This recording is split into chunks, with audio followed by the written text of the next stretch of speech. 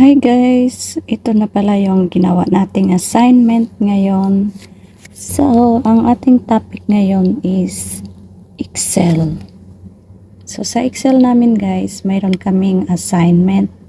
Tapos, ito sa phone ko lang ginawa kasi wala akong laptop. So, gumawa pala ako ng revenue summary dito. Tapos, ito yung assignment natin. Dito yan siya guys. Delete muna natin yan. So, ang hanap dito yan natin ilagay. Tapos, net income salary. Net income salary. So, ilagay natin yan dito. Sakupin natin yung dalawa guys. Tapos, palakihan natin ng konti. Dito guys, pwede natin i-adjust dito yung ano niya, kung yung laki, gaano siya kalaki. Tapos, i-highlight natin siya hanggang dito. Yep. Pop. Hanggang dito siya natin i-highlight. Tapos, lagyan natin siya ng border. Yung dapat malaki siya. 16 yung iba ng ginawa ko. Tapos, i-merge natin siya sa center. Tapos, lagyan natin ng kulay. Fill color. Ang color natin, nilagay natin is orange. Tapos, yung sunod is ito sa may description na tayo. Description. Lagay natin yan ng description.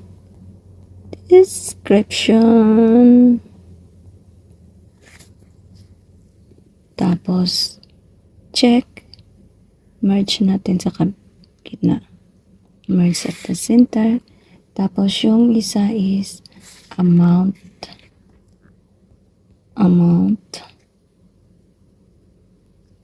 HKD.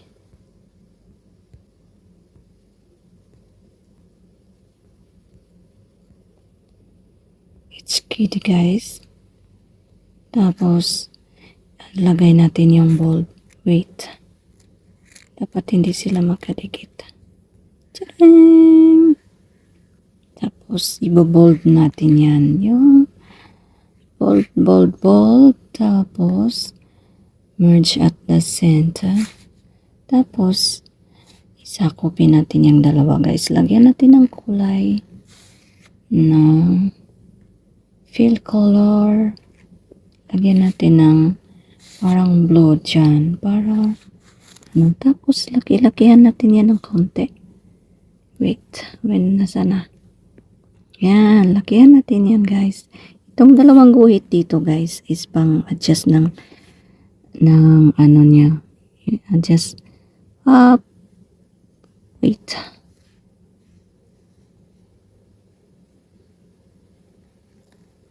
Yan. Adjust natin yung ano dito.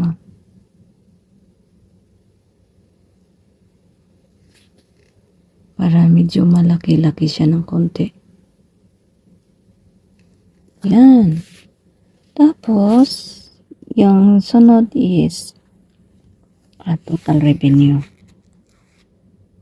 Total revenue. Yan lang ang gagawin natin guys. Tapos, yung isa is total. Bago pala ako naggawa ng borders, tinype ko muna siya lahat.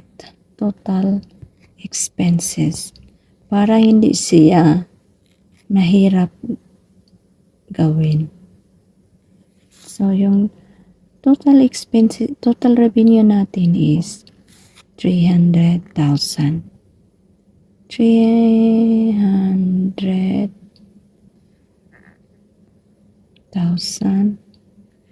Tapos, ganyan lang. Tapos, yung total expenses natin is 158,000. 158,000. Tapos, tiyadang. And so, ang net income natin is, yan, ganyan, lagay natin. So, ito total natin yan, guys. Net income. Tapos, dito is blanco siya, guys. Lagyan natin siya ng color. Yellow yung nilagay ko. Ito na yellow. Tapos, tapos na natin tinype. Lagyan natin siya ng borders. Yan. Sakupin natin muna na siya dyan. Wait. Lagyan muna natin siya pala ng medyo malaki-laki ng konti. Laki-laki natin ng konti. Yan. Yung dalawang guhit dito pang adjust yan. Tapos, ito rin. Adjust natin ng konti. Ayan. Ito yung maliit na ano. Tapos, ito rin i-adjust din natin ng konti. Ayan. Tapos, lagyan natin siya ng borders dito. O, diba? So, para maano yan, lagyan natin siya ng borders. O, diba? Ganun kasimple. Simple lang. So, ito na yung nagawa natin, guys. Revenue summary, category, amount.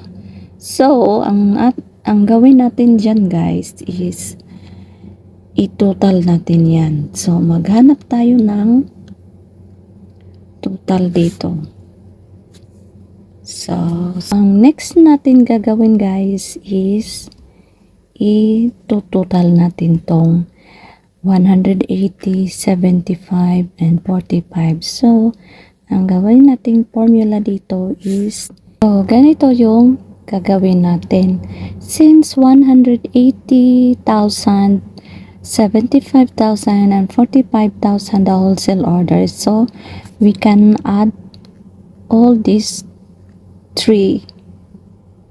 So, to click this one, guys, click muna yung dito, guys. Tapos, hanapin natin yung auto sum. Tapos, ipa-plus natin tong tatlo dito, itong tatlong ito, yung may highlights dito, tapos, sum. O yan. So, ang result niya, guys, is 300,000. And then, next naman, dito naman, i-add na naman natin to.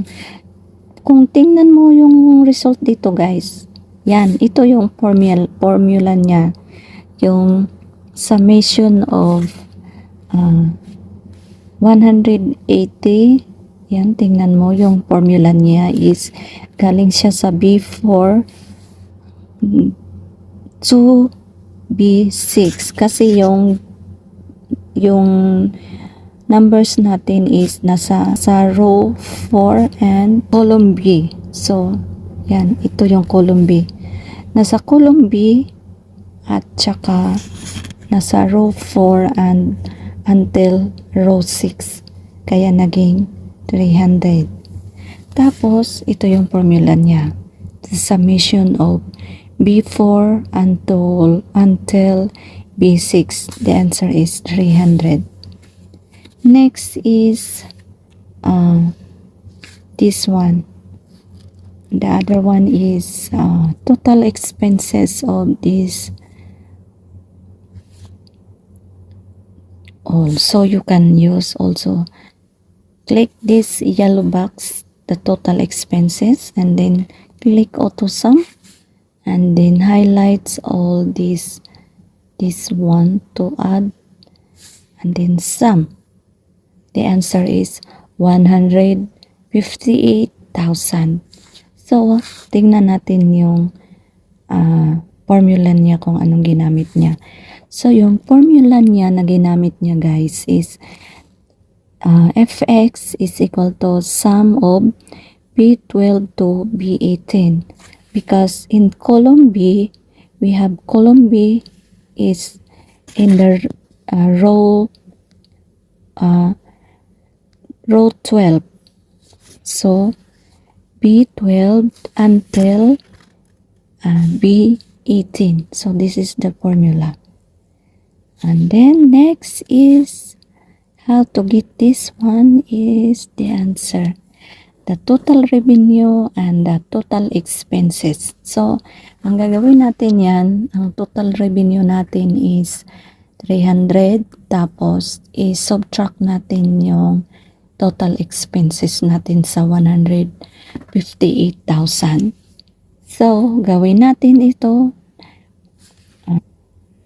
Ang gagawin natin dito guys, since I cannot find the auto, only the auto sum I found it here, so we can use the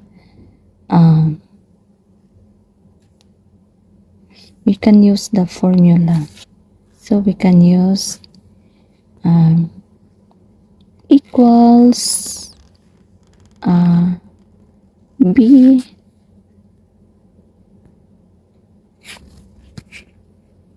B trade nasa 24, so gawin natin B24 minus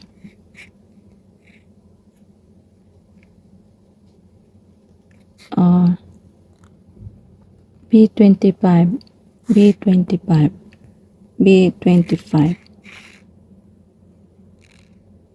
So, diba nag-ano na yung ibig sabihin, yung total revenue na nag-shading dyan guys, yan, nag-shade, may shading siya ng, yung B24 is naka-blue, tapos yung B25 is naka-red.